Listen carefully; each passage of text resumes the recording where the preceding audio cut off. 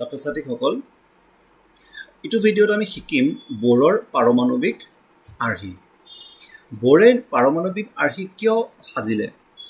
কাৰণটো দেখিলে যে ৰাদাৰফৰ্ডৰ যিটো পাৰমাণৱিক আৰ্হি আছিলে তাত কিছুমান সীমাবদ্ধতা আছিলে আৰু কিছুমান সি মানি চলিলে ৰাদাৰফৰ্ডৰ আৰ্হি কিছুমান পইণ্টছ, কিন্তু কিছুমান তেওঁ অলপ ভুল ধৰিলে, যাৰ বাবে অলপমান পৰিৱৰ্তন বা অলপমান চেঞ্জ কৰিবলগীয়া হ'ব।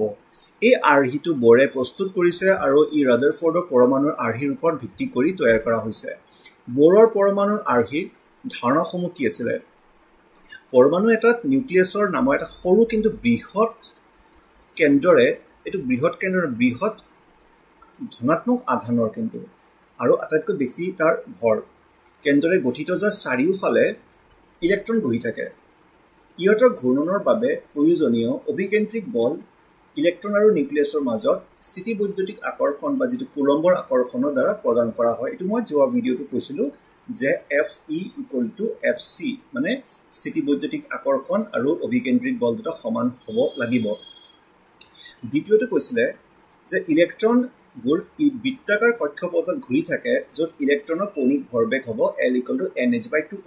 তাৰ মানে এইটো হ'ব যে এটা ইলেক্ট্ৰন যেতিয়া এটা কক্ষপথত ঘূৰি থাকিব, তেতিয়া ইলেক্ট্ৰনৰ যিটো কৌণিক ভৰবেগ, যিটো আমি এংগুলাৰ মমেণ্টাম বুলি জানো, সেইটো কিন্তু h/2π যিটো এটা ধ্ৰুৱক আছে সেইটোৰ কিন্তু সংখ্যাৰ অখণ্ড গুণিত।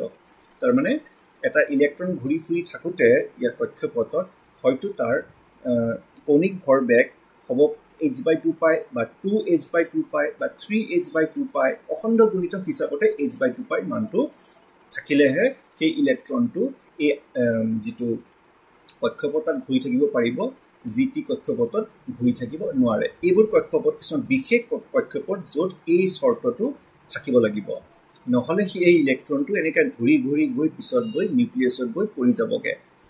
ইলেক্ট্ৰনবোৰ স্থিৰ বা স্থবিৰ কক্ষপথতে ঘূৰি থাকে। ইয়াৰ আগতেই মই ক'লোঁ কথাটো, যিটি কক্ষপথত ঘূৰিব পৰাটো সম্ভৱ নহয়।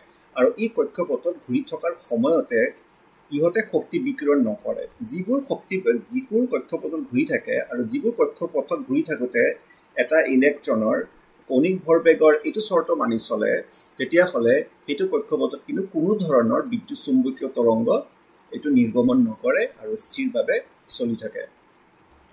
আকৌ কৈছে যে ইলেক্ট্ৰন উচ্চ কক্ষপথৰ পৰা নিম্ন কক্ষপথলৈ বা বিপৰীতভাৱে জঁপিয়াই পৰিলেহে পৰমাণুৰ বিচ্ছিন্ন শক্তি ফটনৰ বিকিৰণ নিৰ্গিত বা শোষণ কৰিব পাৰি। এনেকৈ ক'ব পাৰা যে এটা কক্ষপথ আছে 1 নম্বৰ আৰু এটা কক্ষপথ আছে 2 নম্বৰ।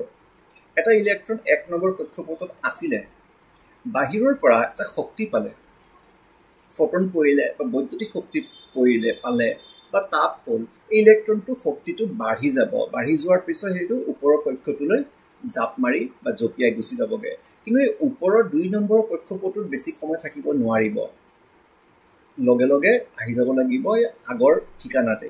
যেতিয়া ওপৰৰ পৰা তললৈ নামিব, এই যিটো শক্তি পাই ওপৰলৈ গৈছিলে সেই শক্তিয়ে কি কৰিব, ফটন হিচাপতে এৰি দিব, যিটো ফটনৰ কম্পনাংক হ'ব নিউ আৰু যিটো ফটনৰ শক্তি হ'ব hν। এই hν কাৰ সমান হ'ব?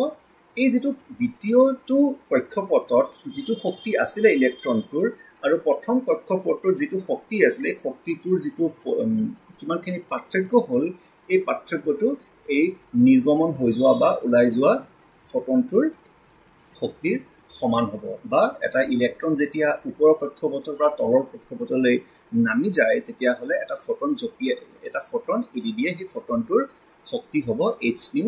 hνটো কি হ'ব যে ওপৰৰ আৰু তলৰ কক্ষপথ দুটাৰ শক্তিৰ পাৰ্থক্যৰ সমান। এইখিনি আছিলে বোৰৰ পাৰমাণৱিক ধাৰণা বা তাৰ আৰ্হি।